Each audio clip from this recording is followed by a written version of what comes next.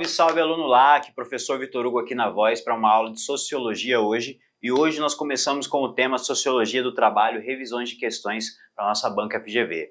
Então, no caso, Sociologia dentro do trabalho é um daqueles conceitos vistos como conceito-chave, porque ele é interpretado pelos principais teóricos da Sociologia tida como clássica, que são o Durkheim, o Max Weber e o Karl Marx. Então esses três são os três teóricos tidos como clássicos da sociologia e ao mesmo tempo todos eles meio que dão uma importância fundamental para o trabalho dentro da noção deles do conceito de, por exemplo, coesão social para Durkheim, onde o trabalho faz uma espécie de, corresponde a uma solidariedade que faz com que as pessoas tenham uma interdependência que leve a sociedade a funcionar como ela funciona, ou um mecanismo de exploração pelo qual a sociedade se divide em duas classes, de burgueses e proletários, como pensou Marx. Então, nas categorias de análise mais fundamentais desses teóricos, aparece sempre o conceito de trabalho. Vamos perceber que são duas correntes contrárias. Então, o Durkheim sempre falando do trabalho como uma fonte de coesão social, que o trabalho, seja pela consciência coletiva na sociedade simples, seja pela interdependência na sociedade complexa, ele leva a coesão social, ou seja, o patrão depende do empregado e por isso eles colaboram, essa colaboração faz com que a sociedade funcione. Já no caso do Marx, ele vai dizer, o trabalho é sim ferramenta fundamental de sobrevivência, só que ele é alienado, ele é colocado a serviço de outra pessoa, no caso o dono do meio de produção, e isso acaba levando a uma relação de exploração e não de solidariedade. Então vamos ver e perceber sempre aqui essas duas correntes e no meio delas ali o Weber muito mais próximo do Marx do que do Durkheim, mas ainda assim com uma visão um pouco diferente da função do trabalho na sociedade, ok? Então vamos lá. Primeira questão. A Revolução Industrial trouxe profundas transformações nas relações de trabalho, marcando a transição de uma produção artesanal para uma produção mecanizada, em larga escala. Nesse contexto, surgiram novas formas de organização do trabalho e de relações entre capital e trabalho. Com base nesse contexto, assinale a alternativa correta. Então essa, no caso, é uma questão de contexto. Então qual o contexto do trabalho aqui ele está falando? O contexto da Revolução Industrial. Então vamos ver qual questão que corresponde à característica central do trabalho na Revolução Industrial. A Revolução Industrial consolidou um modelo de produção artesanal fortalecendo a corporação de ofício. O próprio enunciado ele reforça que a indústria trouxe uma produção mecanizada, o que significa uma produção que tem uma máquina funcionando, seja ela a máquina a vapor, a máquina a combustão ou a máquina a eletricidade. Então tem um processo mecanizado, significa que tem uma máquina que faz parte do processo. E artesanal, o processo todo feito à mão. Então aqui já posso eliminar essa primeira questão.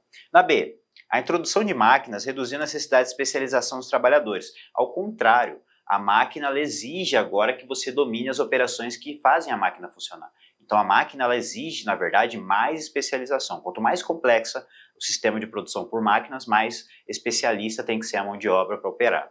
C. A mecanização da produção levou à desvalorização do trabalho humano, resultando em uma menor exploração da força de trabalho. No primeiro momento, não. Hoje a gente já começa a ver a possibilidade de robô substituir o ser humano. Mas lembre-se que tem um contexto na questão, que é da Revolução Industrial. E naquele contexto, por mais que existam máquinas, as máquinas são todas operadas, né, quase todos os processos manualmente. Então há uma grande exigência ainda de mão de obra para operar essas máquinas. Hoje a gente já vê máquinas na China chamadas de dark room, onde tem robô trabalhando com robô, né, inteligência artificial e nenhum humano praticamente no processo produtivo. Agora, nesse período aqui não, ainda precisa que o homem acione as alavancas em quase todas as etapas da produção. E aí, a D, a Revolução Industrial intensificou a divisão do trabalho, consolidou a separação entre detetores de meio de produção e trabalhadores assalariados. Então, a Revolução Industrial ela intensificou a divisão do trabalho, ou seja, mais etapas de produção do trabalho, mais pessoas envolvidas no trabalho. Mas, ao mesmo tempo, aumentou a desigualdade entre o dono da ferramenta de produção, no caso a fábrica, e aquele que opera as máquinas dentro do sistema. Ok? Questão 2. O conceito de alienação, desenvolvido por Karl Marx, refere-se à condição em que o trabalhador se vê explorado, se vê separado dos produtos do seu trabalho, do processo produtivo e da essência humana e dos demais trabalhadores. Com base nessa concepção, assinale a alternativa correta. A alienação é uma característica exclusiva das sociedades pré-capitalistas, desaparecendo com o advento do capitalismo industrial. É um pouquinho ao contrário, né? O trabalho antes da sociedade capitalista ele é um trabalho livre, no sentido de que todas as etapas da produção pertencem a quem produz. Então o artesão, ele pega a matéria-prima, ele produz o artesanato, ele vende, ele tem o lucro. Então todas as etapas são dominadas pelo produtor. No caso do capitalismo, não. Existe dono da fábrica, dono da produção, e existe um operário dentro da fábrica que produz pela força da mão de obra do seu trabalho. Agora, na B, a superação da alienação ocorre naturalmente com o avanço tecnológico e a automação dos processos produtivos. Na verdade, não, né? A alienação, ela não acaba quando a máquina fica mais poderosa, mais potente ou tem um avanço tecnológico. No caso, a alienação ela continua, porque o seu trabalho continua pertencendo ao dono da fábrica. Então, o avanço tecnológico nada impacta o sistema de alienação. Porque a alienação, lembre-se, é pertencer ao outro. E o seu trabalho continua, mesmo que em menor escala braçal, pertencendo ao outro. C. A alienação do trabalho é superada quando o trabalhador internaliza os valores da empresa e se identifica plenamente com seus objetivos. Marx vai chamar isso de ideologia, né? Então, mesmo que você acredite nas mesmas ideias que o dono da empresa, isso não vai fazer de você menos alienado no sistema produtivo dele. Ou seja, você ainda vende essa força de trabalho para que ele consiga produzir algo que dá lucro para ele. E da D.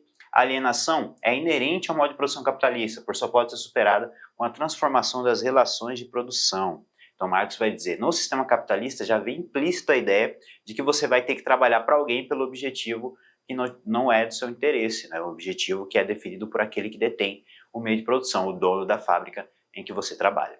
Ok? 3. A teoria da divisão do trabalho, proposta por Emile Durkheim, analisa como as sociedades evoluem de forma mais simples para formas complexas de organização, com base na solidariedade social.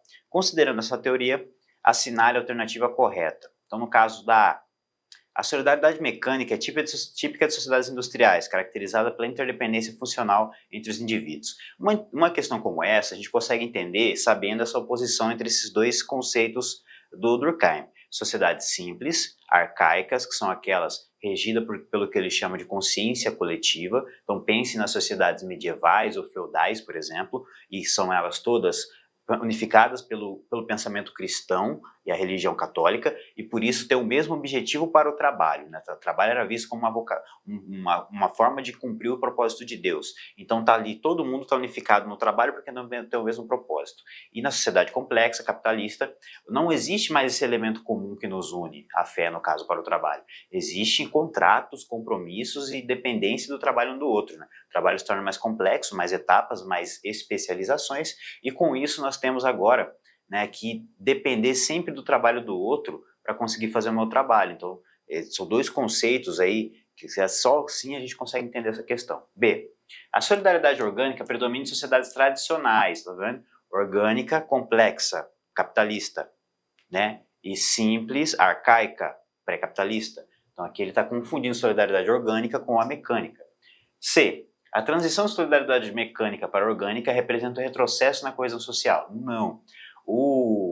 Só vai ser uma mudança, não é um retrocesso. Durkheim não avalia, era melhor viver na consciência coletiva ou agora na interdependência? Não, ele vai dizer, houve uma mudança, a sociedade era simples, arcaica e passou a ser moderna, complexa. E isso fez com que a coesão social, que antes era consciência coletiva, fé, agora se baseie na interdependência, né? Coesão com base na dependência para o trabalho. Então, dependemos um do outro para trabalhar, essa interdependência acaba levando a gente a colaborar na sociedade.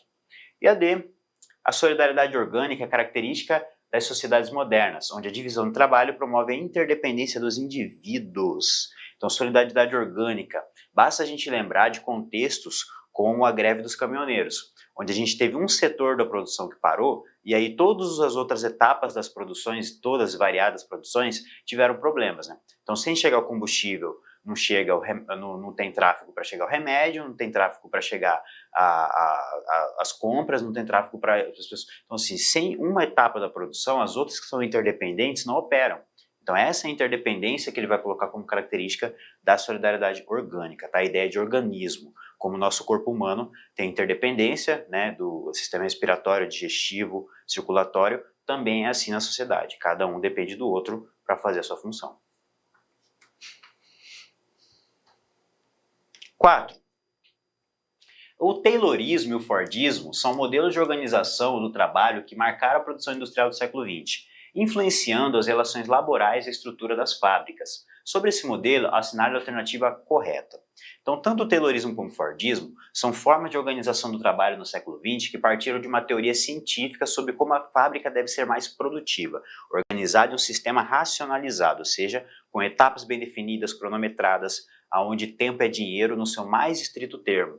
Porque ali sim, a fábrica sendo controlada, um ambiente isolado do mundo, onde eu posso operar de forma de que eu controle todo o tempo da produção, eu posso fazer com que se produza mais, eu posso ser mais lucrativo. Então, no século XX, o Taylor funda essa teoria, a teoria científica da organização do sistema de produção, e depois quem vai colocar isso em prática é o Henry Ford, que é o fundador da Ford, que teve um amplo sucesso aplicando essa teoria na prática em sua fábrica da Ford, onde ele sim estabeleceu um sistema bem dividido de etapa de produção, onde ele cronometrava cada tempo, onde ele tinha treinamento para cada etapa, para que todo mundo fosse o melhor em cada função, e onde ele tinha o cargo de supervisor para conseguir olhar o outro, que hoje a gente chama de gerente, né? É aquele que vai ficar sendo o dono quando o dono não está, e aí fazendo com que todo mundo trabalhe da mesma forma como se o dono tivesse. Então todas essas ideias que o Taylor foi tendo de como organizar o sistema fabril, o Ford aplicou na prática e teve um grande sucesso na sua fábrica da Ford.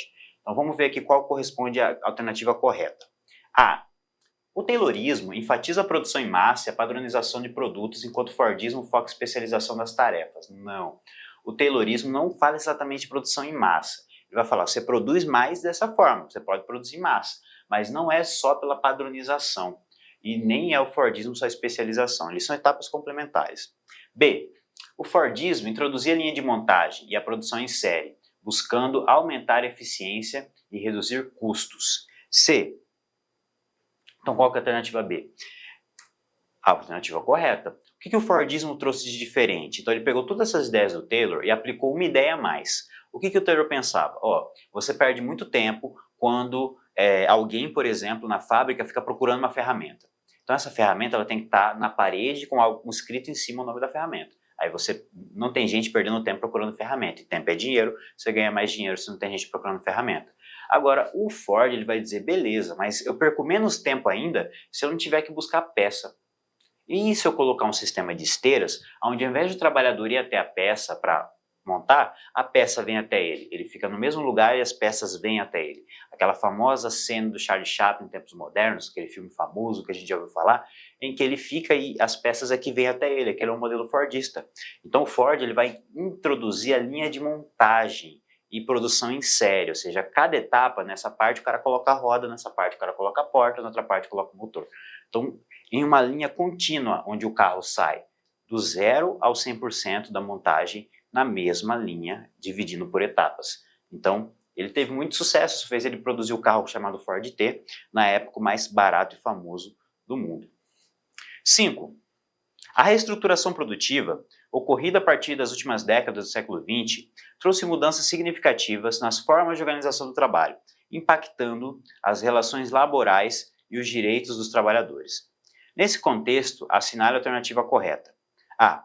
A reestruturação produtiva eliminou a precarização do trabalho, garantindo estabilidade e segurança aos trabalhadores. Então, na verdade, não, né? O que é a reorganização produtiva? Nós tivemos várias crises do setor produtivo dentro do capitalismo, né? E uma delas foi ali nas últimas décadas do século XX, né, do século passado. Então, se reorganiza, ou seja, as leis trabalhistas mudam, então alguns avanços acontecem, mas não necessariamente reduz o que a gente chama de precarização, quer dizer, a situação precária do trabalhador. Então o salário hoje percebe-se que está, por mais que é maior do que era antigamente, não é suficiente para uma vida digna, então que o trabalhador não trabalha menos tempo do que trabalhava antes, então que algumas coisas não melhoraram. B. A flexibilização das relações de trabalho resultou em maior proteção e ampliação do direito trabalhista. Não, o contrário. A sociologia avalia que hoje a chamada flexibilização que esse período trouxe, né, que é a ideia de terceirizar setores, né, quarteirizar até a pejotização que a gente fala também, né, outros modelos de trabalho que não são os convencionais, mas que não trouxeram avanços, né, trouxeram na verdade perca de direitos, porque todos esses modelos trazem alguma perca de benefício em relação ao modelo tradicional CLT. C. A introdução de novas tecnologias à terceirização contribuíram para a intensificação do trabalho e a redução de direitos, exatamente. Então, as tecnologias nem sempre vão melhorar a vida a situação da classe trabalhadora. Às vezes ele contribui para que se reduza direitos, né? porque a gente agora tem mais gente desempregada em algumas situações e que quando isso acontece a gente acaba aceitando reduzir direitos para estar empregado. 6. Durante o século XX, diversas transformações das relações de trabalho ocorreram em decorrência da globalização e da intensificação da competitividade entre as empresas. Esse processo provocou a descentralização da produção e a terceirização de novas formas de contratação. Essas mudanças impactaram diretamente nas condições de trabalho dos indivíduos. Considerando essas transformações, assinale a alternativa correta. A. A terceirização fortalece a proteção social dos trabalhadores e assegura vínculo empregatício mais estável.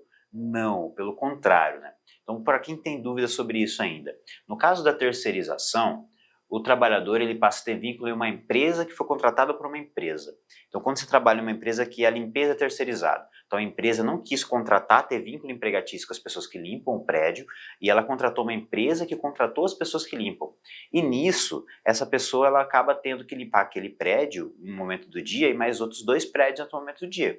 Então, terceirizar significa, às vezes, né, não ter nem a garantia do emprego, porque de fato ali, às vezes é vínculo com emprego, com um contrato temporário, com vínculos mais frágeis do que o vínculo convencional, e isso dá menos estabilidade, que é estabilidade e garantia de emprego.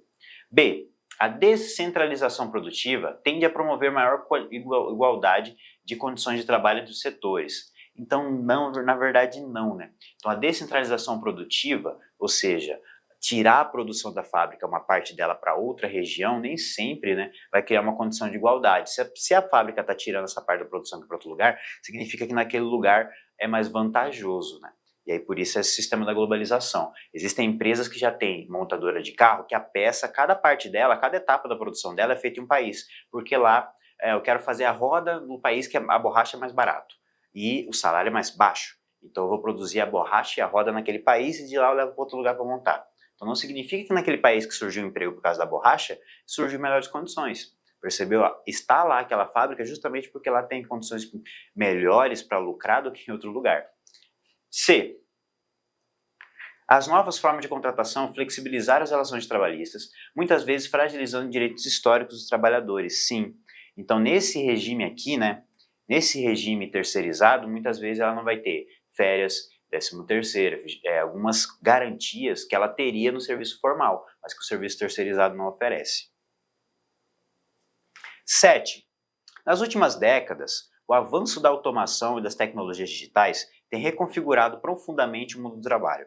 A substituição da força de trabalho humana por máquinas e o algoritmo traz benefícios produtivos, mas também levanta preocupações quanto ao desemprego estrutural e a redefinição das qualificações exigidas dos trabalhadores. Diante desse cenário, assinale a alternativa correta. A. A automação tem eliminado apenas empregos manuais, preservando cargos técnicos e administrativos. Na verdade, não, né? A gente já tem IA que faz parecer jurídico. E aí, tipo, né, dá um parecer jurídico significa que não só o trabalho manual, o trabalho intelectual de advogados pode deixar de ser utilizado por uma inteligência artificial. Então, não é só trabalho manual.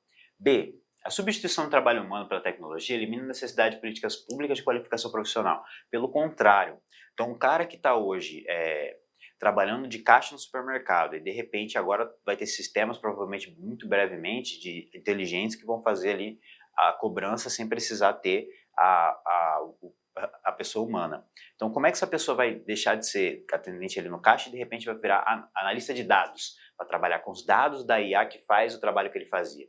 É um passo muito grande, né, de estar ali no serviço do setor terceirizado para ir numa alta tecnologia. Então, a qualificação exigida é muita para sair de um ponto A para o ponto B. Então, sem política pública, provavelmente essa pessoa vai ficar desempregada. C.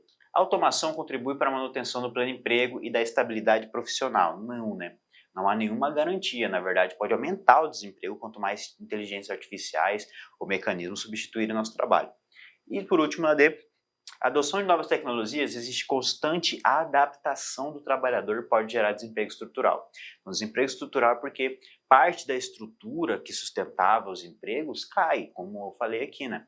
Então isso já aconteceu, hoje a gente usa o cartão que eliminou o cobrador no ônibus, então provavelmente daqui a pouco a gente vai ter caixa de supermercado, porque tudo vai ser automatizado. Então conforme isso for acontecendo, a ideia é que ou a gente se adapta, né, ou a gente passa a trabalhar em outras áreas que exigem formação em tecnologia, ou vai ficar no desemprego estrutural. né, ou vai acabar ficando deslocado. 8. A partir do século XIX, com o desenvolvimento da sociologia, o trabalho passou a ser estudado como uma categoria central na compreensão da vida social. Autores como Karl Marx, Emile Durkheim, Max Weber contribuíram com diferentes visões sobre as implicações econômicas, morais e culturais do trabalho na sociedade. Com base nas contribuições desses pensadores clássicos, é correto afirmar que para Weber, o trabalho é um elemento neutro, desvinculado de valores e crenças religiosas. Então Weber vai dizer que não. Weber tem um texto belíssimo, né, chamado Ética Protestante e Espírito do Capitalismo, que vai cair em outra questão, onde ele vai fazer exatamente essa conexão entre a ética que surgiu dos protestantes com o capitalismo. Aí ele vai usar o trabalho, sim, ligado à ética religiosa, então está errado a primeira. B. Marx via o trabalho como uma atividade natural, que sob o capitalismo torna-se fonte de alienação. Exatamente. O que Marx quer dizer quando ele vê o trabalho como atividade natural? Ele vai dizer, o trabalho, sim, ele é natural do ser humano, uma capacidade nossa de interação com a natureza. E isso nos faz ser o que nós somos, seres criativos capazes de transformar a natureza. O problema é quando a gente faz isso a serviço de outra pessoa, exploração do homem pelo homem, que ele chama de alienação. Próximo. O processo de flexibilização trabalhista é frequentemente apontado como solução para a crise de empregabilidade. Defensores argumentam que normas mais flexíveis facilitam a contratação e diminuem a informalidade. Críticos, porém, apontam riscos à proteção dos trabalhadores e à estabilidade do mercado de trabalho. Com base nesse debate, assinale a alternativa correta. A flexibilização de leis trabalhistas garante maior segurança ao trabalhador? Então a sociologia vai analisar, como eu falei, ao contrário. Vai analisar que quanto mais se flexibiliza, menos segurança tem o trabalhador. Se flexibilizou para a terceirização não tem os mesmos direitos que o CLT formal tradicional. Então, quanto mais flexível é a forma de contratação, menos garantias tem o trabalhador. B. A flexibilidade pode implicar em contratos mais precários e a redução dos direitos trabalhistas mais consolidados, sim. Então, a última reforma trabalhista que nós tivemos, ela colocou coisas como o trabalho intermitente. O trabalho intermitente coloca que a pessoa pode ser contratada para um dia da semana. Então, é um regime de trabalho abaixo do mínimo que se tem no regime formal, que é o salário mínimo. Então, você vem por menos tempo, mas também você tem um menos do que o mínimo. Então, é um regime que implica o quê? Uma redução dos direitos, recebendo menos que todos e sem direito que todos têm. Então, é um contrato mais precário, né, do que o contrato formal. Próximo. O conceito de exército de indústria reserva, elaborado por Karl Marx, refere-se à existência de uma massa de trabalhadores desempregados ou subdesempregados, cuja função seria regular o nível de salários e disciplinar os trabalhadores empregados. Com base nesse conceito, assinale a alternativa correta. O exército industrial de reserva tem o papel de ampliar direitos sociais dos trabalhadores. Não. O papel é o contrário. Como assim? Em um sistema de pleno emprego, né, imagine segundo Marx, em uma situação em que todo mundo está empregado, o que faria uma pessoa sair do emprego que ela já tem para um emprego novo? Olá, meus amigos, minhas amigas, eu peço licença para vocês, mas eu quero passar um recado importante para você, professor da educação básica, que está estudando para o concurso da Secretaria Estadual de Educação de Minas Gerais. Nós aqui da La Concurso, nós estamos disponibilizando 15 cursos EAD específicos para este concurso. Inclusive, nós temos uma proposta pedagógica. Nós vamos aprender 100% dos conhecimentos básicos, 100% dos conhecimentos básicos, que é língua portuguesa, matemática aplicada, direitos humanos e legislação para todos os cargos. E nós temos aqui também a parte específica, que é a parte desse vídeo que você está assistindo. Esse vídeo aqui é um vídeo demonstrativo.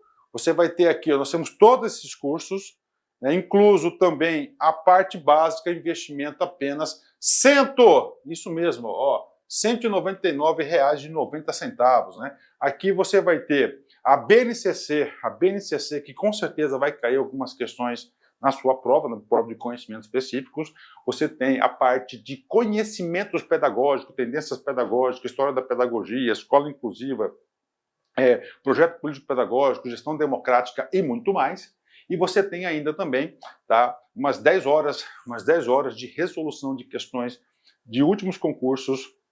Infelizmente, nós não temos concursos, muitas questões da banca Consulplan, mas nós temos aí umas 10 questões de resoluções de questões de concursos anteriores de professor, principalmente da banca que é o terror de todas, que é da FGV. Se você estuda pela banca FGV, você pode ter certeza que você se prepara para diversos concursos. Lembrando que nós temos aqui playlist, olha só, de filosofia, de história, língua portuguesa, biologia, sociologia, artes, língua inglesa e educação especial. Todos os dias, aqui na Lá Concurso, estou gravando esse vídeo dia 22 de maio.